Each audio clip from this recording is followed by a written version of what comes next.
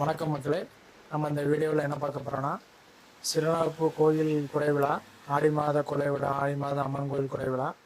அதில் முக்கியமான பங்கு வகிப்பது என்னென்னா, அம்மனுக்கிட்ட வேண்டி மாவிளக்கு பெட்டி ஆயிரங்கன் பானைன்னு வேண்டிக்கிடுவாங்க. பெண் பிள்ளைகள் வந்து மாவிளக்கு பெட்டியும், ஆண் பிள்ளைகள் வந்து ஆயிரங்கன் பானையும் எடுப்பாங்க.